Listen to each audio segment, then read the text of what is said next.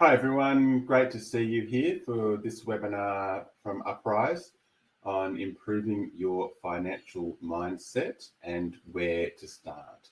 So this is it really is like a crash course for beginners in how to think about money, how to think about wealth creation, how to approach the very idea of money, and how to begin to think about what might be your obstacles to your financial freedom. Please say hello in the chat. Great to hear from you. This is a really rapid fire presentation. We have 30 minutes, down to 28 minutes, and we have about 53 slides to get through. So there's only not very long for each slide, and some will take a little bit longer than others. But I really want to jam pack this presentation with information and get as far as we can. So your job is to lock and load, like just really get your head ready to consume a large amount of information. Now, a lot of it might be information you've heard before. A lot of it might be information that you're familiar with. But what I want you to do is I just want you to let it in, and allow it to sort of be open to allowing it to settle into your system, because it is designed as it's a bit of a program. I think sometimes we don't often acknowledge that we're getting programmed, but this is a bit of a programming, and it's a programming about freeing yourself up to have the life and have the financial freedom and have the financial control over your life that you want. So great, really great to see you here today. So I'm Yam Gumbaynggirr Jagun, acknowledgement of the Gumbaynggirr people. That's where I'm from, but actually I'm in Canberra at the moment, visiting my elderly parents in Canberra, and it's the land of the Ngunnawal people. So acknowledge the Ngunnawal people and thank them for taking care of this land for so many thousands of years, so many millennia, and for continuing their custodianship and for allowing us to be here on their unceded lands. And so I pay and express my gratitude to their elders for that continuing custodianship. Yes, post your questions in the chat. I can keep an eye on the chat and I can present. So you can ask questions on the go. If you have thoughts, put them in the chat, share them.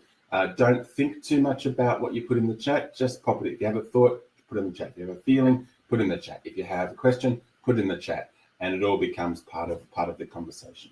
So the overview of our session today is we're going to contrast wants versus needs, looking at our consumer society and the way that we are, for the most part, all enveloped in a consumer society. The importance of creating a vision for yourself and setting goals for yourself. Understanding savings and debt. So it's a 101 on saving and debt and how people get into trouble with debt. There's a lot of stuff in the media at the moment around people getting into trouble with debt. So we look at how that happens and how you avoid getting into difficulties with debt. The mechanics of money, how it works, like how do people become wealthy? How does that actually work? And the place of compound interest, what Albert Einstein referred to as the most powerful force in the universe, and how that assists us to build wealth and financial security. Okay, so we can ask ourselves, what is money for? Why do we have money? Now, money is an exchange. It's replaced the barter system. It's replaced us having to grow or hunt or gather our own food and clothing and shelter. And it's a way of doing things for one another, with one another, in relation to our environment. And we receive money as a means of exchange, and with money we can exchange with others in a very, very fluid way. Money really did change the world in order to either meet our needs or satisfy our wants. So what's the difference there? What are needs? Well, needs are actually quite contained. They're quite confined. It's actually pretty simple. We need shelter. We need housing. If we don't, we never get exposed to the elements, and our health deteriorates, and we start to die. Needs are about survival. We got to pay rent for the most part. We need to pay for our water. We need to pay our sewage. We need to pay for our power. We need to eat. We've got to pay our grocery bills. But we have choice. We have a lot of choices in the housing that we pay for. We have a lot of choice in the way that we, in the bills that we pay and who we pay our bills to. Food, we've got a lot of choices in the foods that we consume, and we can make choices to spend less or spend more. Normally, we need transport to move from one place to another, though that's changing. It's changing from needing transport to needing technology. So for a lot of people, you'll be working from home. I'm working from home. I now work exclusively from home. Transport has moved from being a need to becoming a want for me. We need to pay our medical expenses. We need to keep ourselves healthy so that we can persist. And ask yourself what else. And if you think of things that you really need to survive in your life that aren't on that very short list, then pop them in the chat. Technology is one of those ones that, sort of is on the edge. Safety is a good one. We need safety. And where do you get safety from? Where do you get security? What does safety mean to you? Safety can be in physical safety, but it could also be emotional safety, economic safety, psychological safety, and how do we build that into our lives?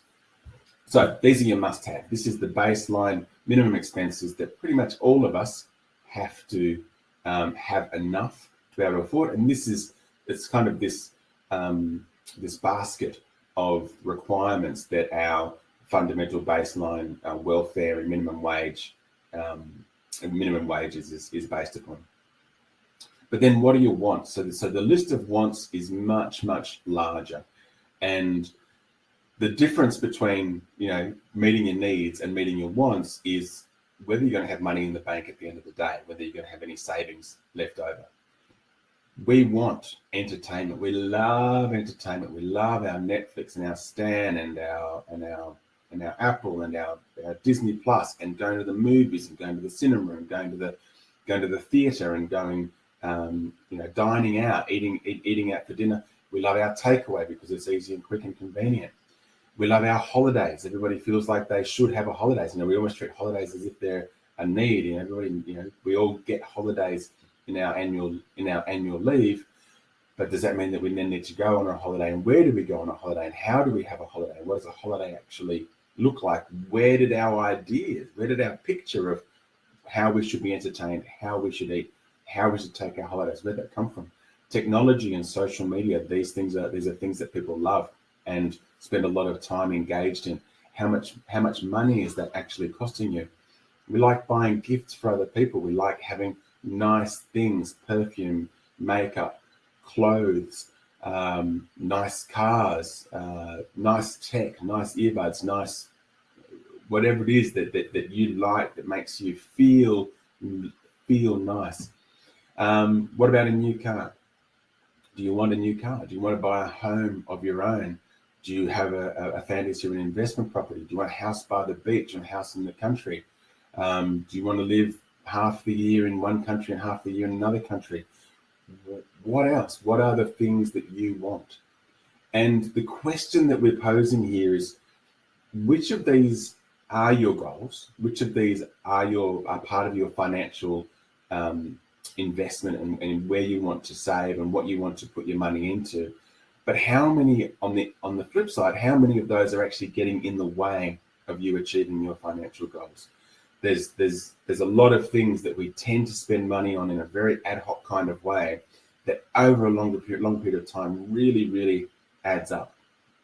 I was just reading in a little sort of free magazine just now over lunch that money that people save on power bills can add up to well over $250,000 in savings. If they can reduce their power bills, they can save $250,000 over a long enough period of time by putting the money they save on bills onto their home loan, for example.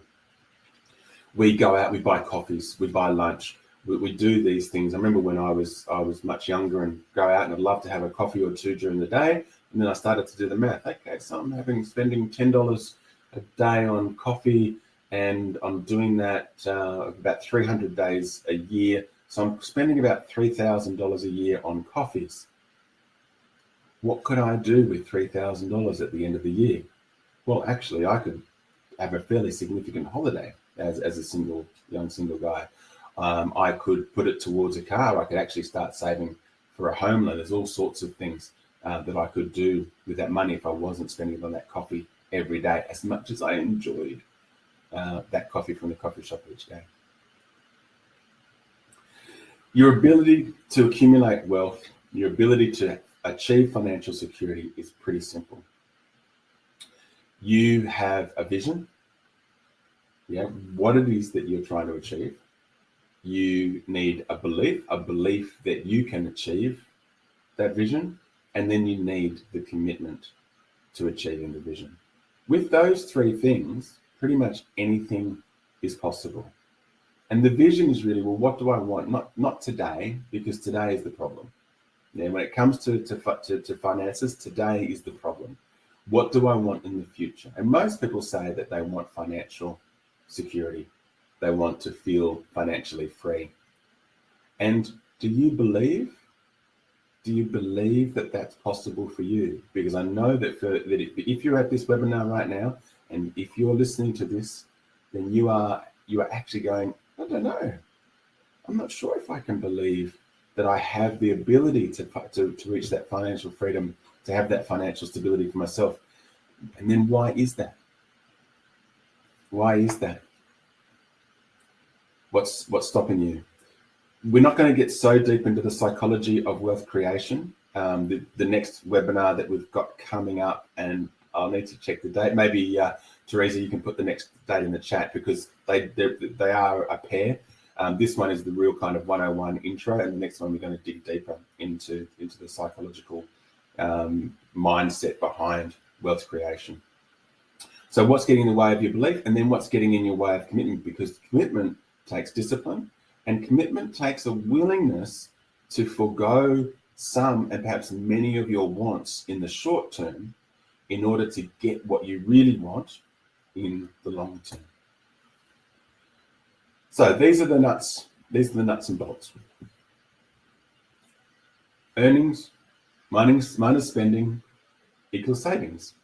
Or if you spend more than you earn, then it equals debt. You earn $1,000 a week after tax, for example. Most of us are, well, actually after tax, that's a fairly average earning. If you spend $800 a week on your needs and wants, you can save $200 a week. Pretty simple.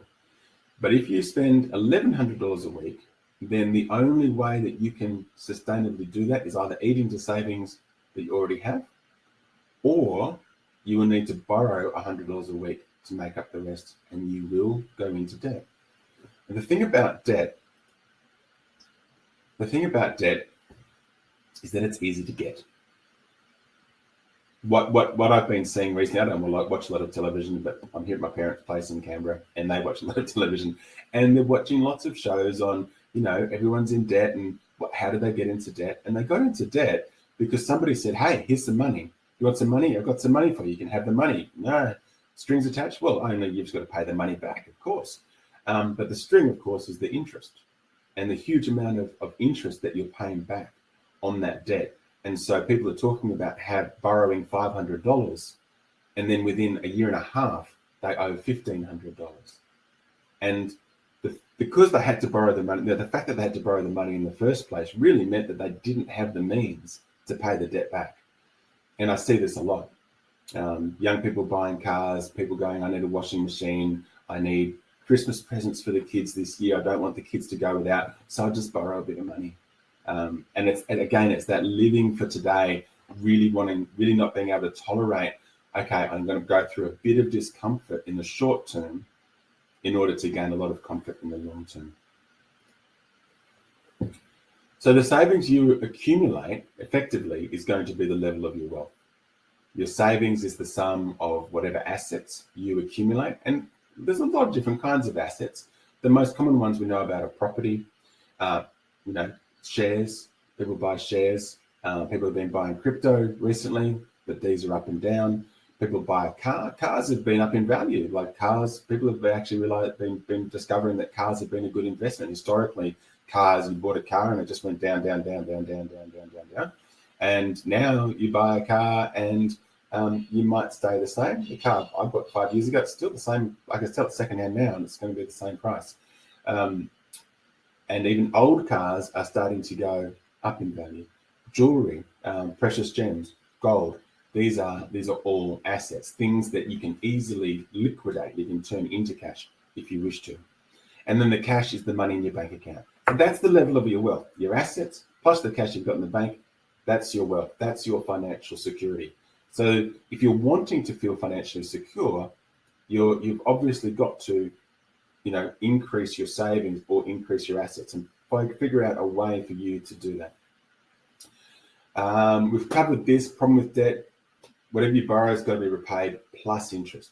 I've got fixed interest. I'm dealing with this at the moment. I've got fixed interest on my home, and it's about to go from fixed at about 1.5% to variable, and it's going to jump up to about 7%. So suddenly I'm paying more than 3 times in interest than what I've been paying over the last 3 to 5 years.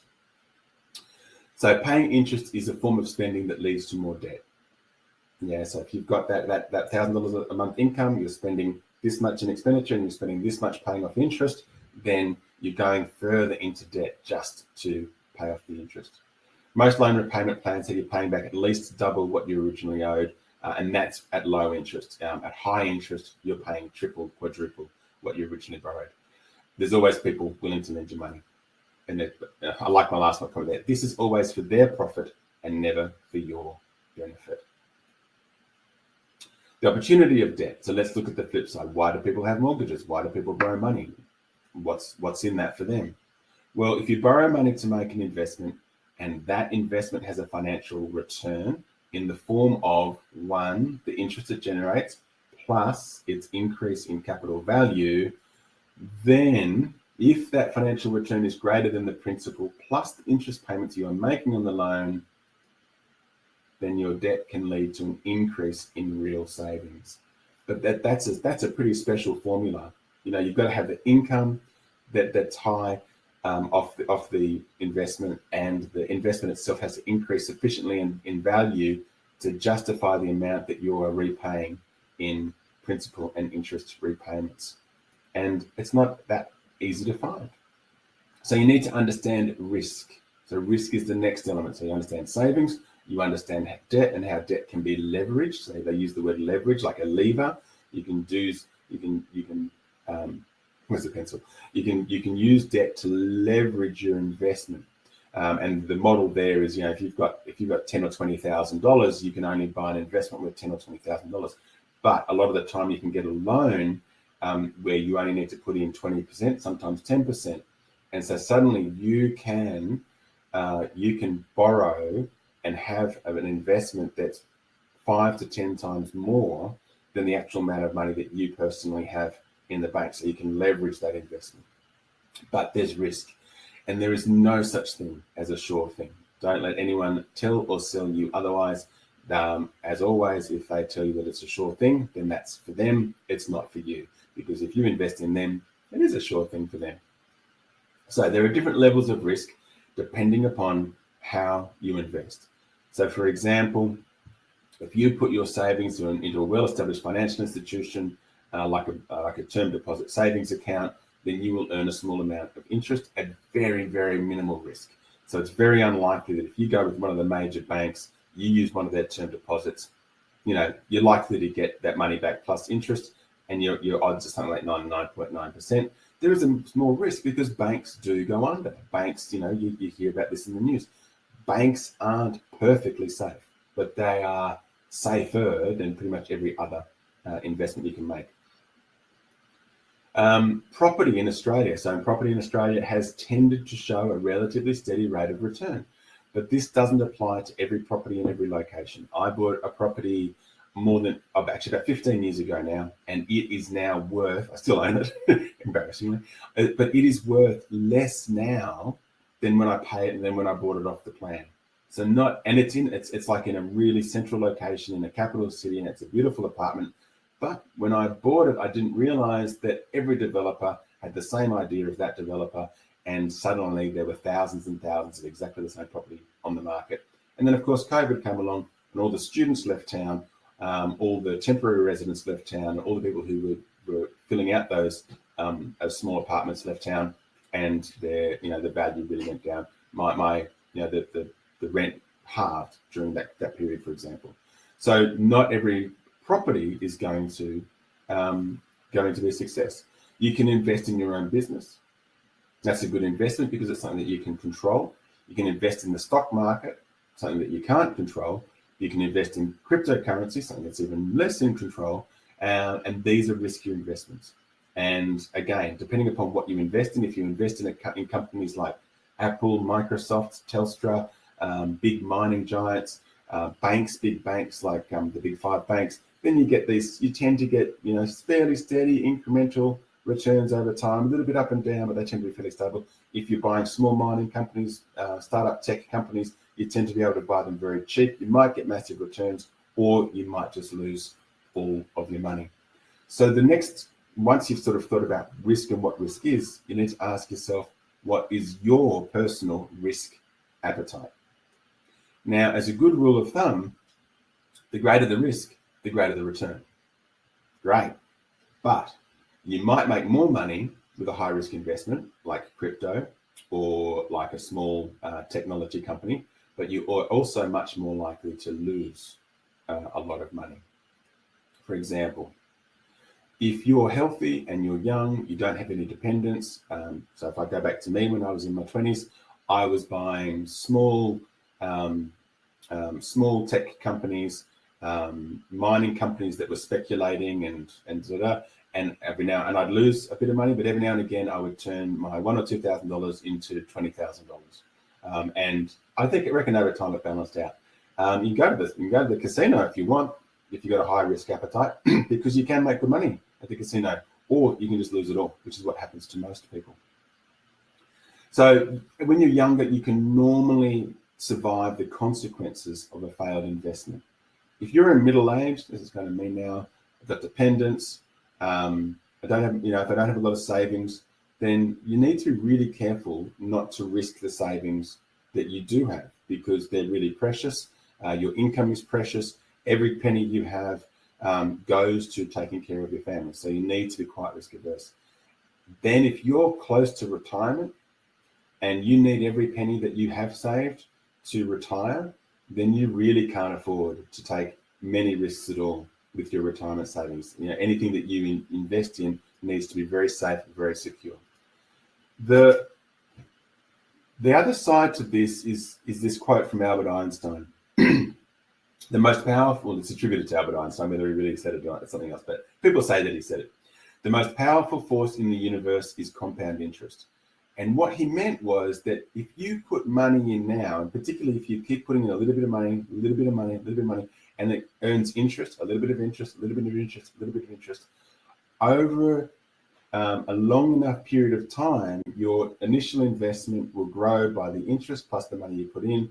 And then the next year, you've got even more that's growing and more that's growing and more that's growing and more that's growing. And over a long enough period of time, then you can actually turn a small amount of money into a relatively large and very, very secure return of money, because there are many ways in which you can earn compound interest with the one we understand the most being the banks. Now, when interest rates were 1 or 2%, you couldn't get much interest in the bank. Now that rates are sort of 5-6%, you're getting more. Back in the 80s, interest rates were up at 17 and 20+%. You could actually make decent money by having your money in the bank. So most saving strategies involve making regular contributions to a compound interest bearing account. That way you add to your savings from your income and increase the amount of compound interest that you accumulate. Definitely something that I'm trying to teach my kids, just by showing them that if we put their pocket money a week at a time in the bank, just a tiny bit, over a long enough period of time, they might have a significant sum that they might have more choice in relation to what to do. And that's the precise principle underpinning our mandatory superannuation schemes. By forcing us to put our money into interest-bearing accounts or well-managed investments that are managed by experts, then as a country, we have all of these savings that benefit from this powerful force of compound interest. So This question is often asked around investment circles. When's the best time to start saving? When's the best time to start investing? And it's quite a quippy answer. It was 20 years ago. When should you have bought a house? 20 years ago. When should you have started investing in shares? 20 years ago. When should you have started putting money into compound interest-bearing accounts and getting a maximum return on the savings you do have? 20 years ago. When's the second best time? Start now. Start saving. So get started. Do a budget. Remember that your savings is your income minus your expenses. And when you do a budget, you can look on paper and go, right, okay, what am I currently saving? Usually zero, or I'm going backwards. Okay, what do I really need? Okay, well, I'm going to say I have to spend money on that. Okay, well, how much, if I sort of separate my wants from my needs, if I just looked at my needs, how much would I have at the end of each week? Okay, well, what if I was to put that into a savings account? And then what about wants? Well, okay, it's going to be tough for a while because I'm in the habit of giving myself what I want when I want it. I've developed a habitual expectation that I should have what I want when I want it, because that's how capitalist consumerized societies have defined freedom for us. But it's actually not freedom, because we're just buying what they want us to buy.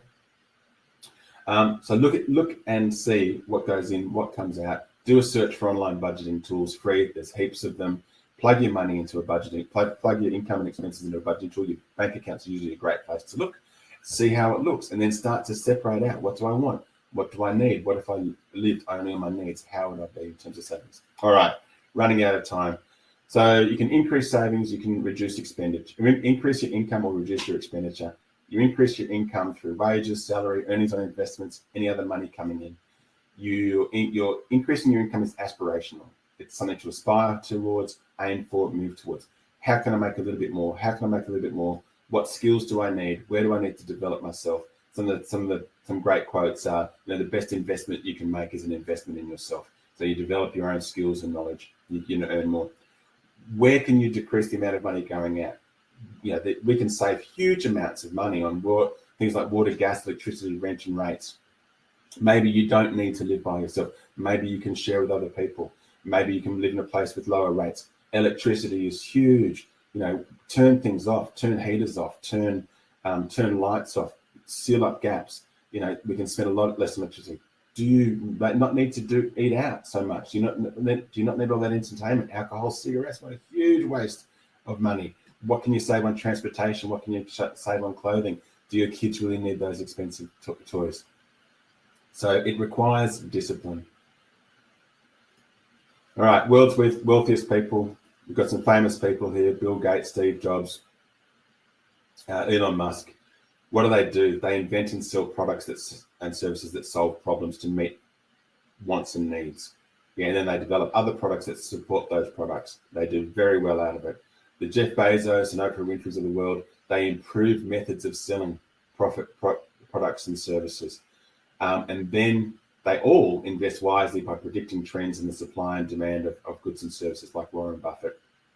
All of them end up putting those earnings back into scarce resources like land, precious metals and gems, artworks, and blue chip stocks. They all have a relentless, single-minded focus on what it is that they are trying to achieve. All right, at Uprise, we have a whole bunch of modules available that help you think through your own financial stress and mindset, ways to deal with financial worries from a psychological perspective, using mindfulness to manage your financial stress, and developing practical financial skills. So log on to the Uprise app. Pretty much everybody here should have it. I don't have a recommendation because I use tools like the tool I'm using is Xero, and I use Xero for my business. So that's the way that I track it. But so I haven't got any specific recommendations. Sorry about that. But there are plenty of online tools, and a lot of people just use a spreadsheet. Okay, thanks. There should be a link for feedback in the chat coming from Teresa. Thank you all very much for your time today. I hope you gained something for you from our presentation today, and I look forward to seeing you at the next one, Developing a Money Mindset on the 22nd of June. Take care.